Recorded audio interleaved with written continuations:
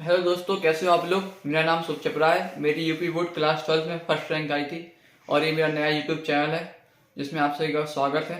और इसमें मैं बोर्ड्स की प्रिपरेशन से रिलेटेड और स्ट्रेटजी से रिलेटेड वीडियो डालता रहूँगा कि आपको कौन सा सब्जेक्ट कहाँ से पढ़ना है, कितना पढ़ना है, कैसे पढ़ना है, उसकी वीडियो में डालता रहूँगा और हेल्प करता रहूँगा।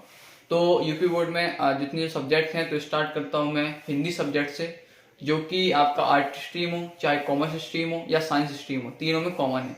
और हिंदी सब्जेक्ट की अगर बात करें तो अदर सब्जेक्ट से कंपेयर करें, अगर फिजिक्स, केमिस्ट्री, मैथ्स से, अदर सब्जेक्ट से, तो ये सबसे इसका सिलेबस छोटा है और स्कोरिंग भी है। तो हिंदी में कैसे पढ़ना है, कहाँ से पढ़ना है, तो इसके लिए हम पेपर की पैटर्न वाइज जाएंगे और हर क्वेश्चन को कहाँ से पढ़ना है उसको देखेंगे। ठीक है, तो हिंदी की अगर हम बात करें तो जो पहला क्वेश्चन और दूसरा जो क्वेश्चन आता है वो साहित्यिक क्वेश्चन आते हैं।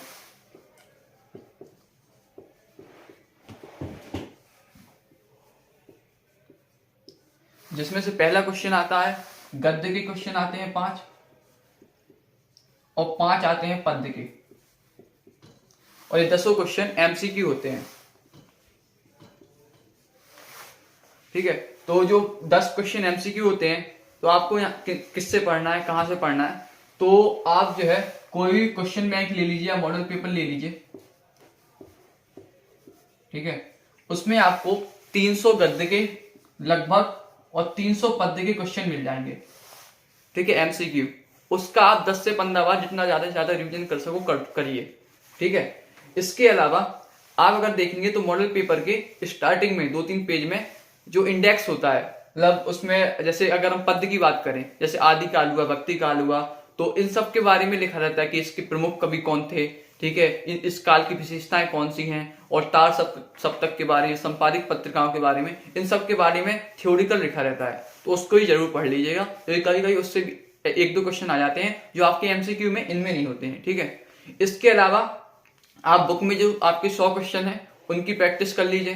ठीक है, और आप इतना आपका इनफ है। ठीक है, लेकिन आपको ध्यान क्या रखना है कि आपको जो 300 एमसीक्यू है इनका मतलब 10 बार कम से कम रिवीजन करना है, क्योंकि एक बार में याद नहीं होंगे। ठीक है, और क्वेश्चन जो है आपके जो 10 हैं उनमें से 8-9 क्वेश्चन इन्हीं में से फंस जाएंगे।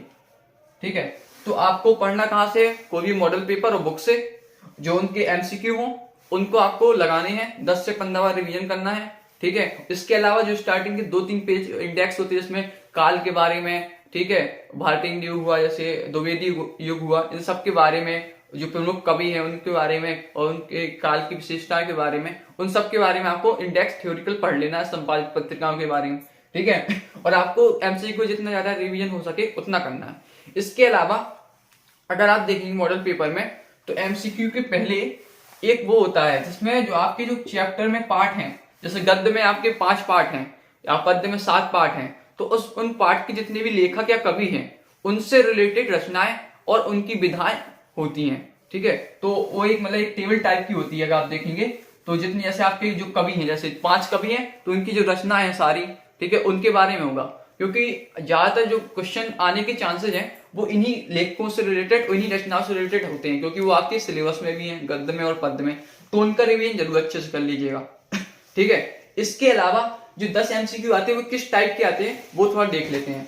ठीक है, तो 10 एमसीक्यू में 5 पद्य के होते हैं, 5 गद्य के, दोनों लगभग एक जैसे ही आते हैं। ठीक है, तो अगर गद्य की जैसे बात करें 5, तो इसमें से 1-2 क्वेश्चन आपके आएंगे रचना से रिलेटेड। ठीक है, रचना मतलब कि इस लेखक की रचना, इस लेखक ने इनमें से कौन सी रचना इस लेखक की है, या ये रचना इनमें से किस लेखक की है, इससे रिलेटेड आएगा। ठीक है, 1 या 2 क्वेश्चन। इसके अलावा 1 से 2 क्वेश्चन आपका आएगा विधा से रिलेटेड। विधा मतलब होता है टाइप, जैसे कोई आपका वो है रचना है तो वो कहानी है, कविता है, नाटक है, निबंध है, उपन्यास है, ठीक है, कहानी है, कौन सा टाइप है वो होती है विधा। तो जैसे आ जाएगा ये रचना, इनमें से ये रचना की कौन सी विधा है, नाटक है, कहानी है, उपन्यास है। ठीक है, और इसमें हमें अक्सर कंफ्यूजन होता है। ठीक है, तो इसके लिए आपको क्या करना है, जो पाठ की रचनाएं हैं उसके बगल में आप देखेंगे तो विधा भी लिखा होगा टेबल में, उसको आपको जरूर ध्यान से देखना है। ठीक है, और बार बार रिवाइज करना है। इसके अलावा जो मॉडल पेपर होंगे में जो आपके 300 एमसीक्यू हैं, अगर आप देखेंगे तो उसमें ऐसे क्रम वाइज होता है, मतलब पहले आपकी कहानी से रिलेटेड एमसीक्यू होंगे, फिर उसके बाद उपन्यास से रिलेटेड एमसीक्यू होंगे, इसके बाद नाटक से रिलेटेड एमसीक्यू होंगे। तो उनको आपको ध्यान रखना है कि जो रचना है या जो भी रचना है, ठीक है, वो कहानी है, उपन्यास है, नाटक है, क्योंकि इसमें बहुत कंफ्यूजन होता है, ठीक है।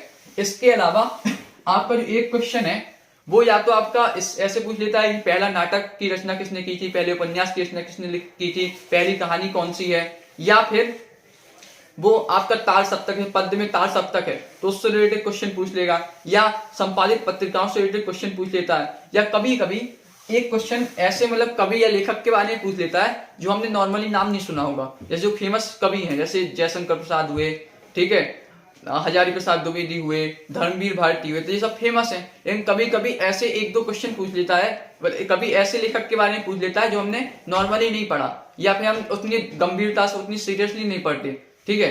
तो उसके लिए क्या करना है कि अगर जब आपने इतना 300 एमसीक्यू का आपने 10 बार रिवीजन कर लिया, इसको अच्छे से पढ़ लिया, इंडेक्स को अच्छे से स्टार्टिंग के 2-3 पेज जो काल के बारे में अच्छे से पढ़ लिया, तो आपको एक साहित्य के बारे में बेसिक नॉलेज हो जाएगा कि आखिर साहित्य है क्या, इसमें मतलब कौन से काल में क्या हो रहा है। तो वो अगर आपने उस लेखक के बारे में नहीं पढ़ा तो आप क्या कर सकते हैं, जो 4 एमसीक्यू उसको आप एलिमिनेट करके उसका आंसर निकाल सकते हैं। मान लो 4 आपका क्वेश्चन आ गया कि इस लेखक की इनमें से कौन सी रचना है, ठीक है, और उसने 4 रचना दे दी, ठीक है। तो आप देखेंगे जब आपको अगर अच्छे से आपने रिवीजन किया है 300 एमसीक्यू का 10-15 बार, तो आपको इतना तो आप देखेंगे तो उसमें 2 या 3 ऑप्शन ऐसे होंगे, 2 या 3 रचना ऐसे होंगी जो आपको पता होंगी कि इस लेखक ने की है इसकी रचना, या इसके रचनाकार ये कवि हैं, ठीक है। तो लास्ट में आपके पास बचेगा 1 या 2 ऑप्शन, ठीक है, तो उसको आप एलिमिनेट करके आंसर दे सकते हो, ठीक है। तो इस प्रकार अगर आपने 300 एमसीक्यू का जो 300 एमसीक्यू गद्य के, 300 एमसीक्यू पद्य के, उनका आपने ज्यादा से ज्यादा रिवीजन 10 से 15 रिवीजन किया हो, इंडेक्स अच्छे से पढ़ लिया, ये पार्ट से रिलेटेड रचना अच्छे से पढ़ ली, जो चैप्टर हैं आपके लेखक के बारे में, ठीक है, उनकी रचना अच्छे से पढ़ ली, इसके अलावा किताब के जो 100 आई थिंक एमसीक्यू होते हैं उनको अच्छे से लगा लिया, तो आपके 10 में से 8 से 9 तो 100% सही होंगे अगर आपने अच्छे से पढ़ा है सीरियसली, ठीक है। और 10 में 10 हो जाएंगे, कभी कभी मतलब 2-3% कभी कभी ऐसा हो जाता है कि एक क्वेश्चन ऐसा हो जाता है कि जो मतलब बिल्कुल अलग आ जाएगा, ठीक है, लेकिन नॉर्मली 9 से 10 आप क्वेश्चन बन जाएंगे, ठीक है। 9 से 10 क्वेश्चन जब आपने इतना सारा कर लिया तो वो बन जाते हैं। इसके अलावा अगर 1-2 क्वेश्चन अगर वो एक्स्ट्रा है जैसे मैंने बताया तो आप वो एलिमिनेट करके कर सकते हो, ठीक है। तो आपको ऐसे पढ़ना है। अच्छा, जो साहित्यिक प्रश्न होते हैं, जो पहले दूसरे क्वेश्चन है, ये बहुत इंपॉर्टेंट होते हैं क्योंकि ये एमसीक्यू होते हैं, ठीक है। और अगर हम हिंदी की बात करें तो हिंदी एक थ्योरिकल सब्जेक्ट है, जैसे मतलब इसमें आपको निबंध लिखना है, ठीक है, प्रार्थना पत्र लिखना है, जीवन परिचय लिखना है, कहानी लिखना है, खंड काव्य, तो बहुत ज्यादा आपको थ्योरी लिखना पड़ता है, ठीक है, और थ्योरी में मार्क्स कट सकते हैं। लेकिन जो साहित्यिक क्वेश्चन है वो एमसीक्यू है, तो एमसीक्यू आपके सॉलिड नंबर होते हैं, अगर सही है तो सही, गलत है तो गलत, ठीक है। तो इसलिए कोशिश कीजिए कि आपकी 10 में से कम 8 या 9 सही हो, ठीक है, क्योंकि इसका इम्पैक्ट बहुत बड़ा पड़ता है। क्योंकि जैसे एक एग्जामिनर है तो जब कॉपी आपकी चेक कर रहा है तो उसके पास देखिए आप पूरी कॉपी होती है, मतलब 20-25 पेज की आपकी कॉपी होगी, तो उसके पास टाइम होता है 5 मिनट चेक करने का, तो आपको एक एक वर्ड आपका पढ़ेगा नहीं थ्योरिकल पार्ट का, ठीक है।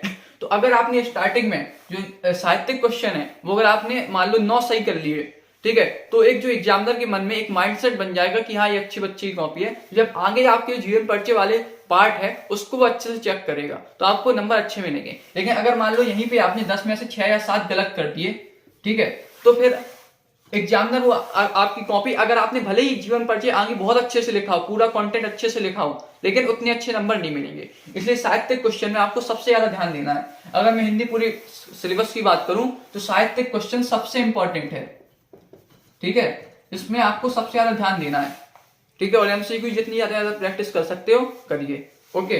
तो साहित्यिक क्वेश्चन आपको समझ में आ गया।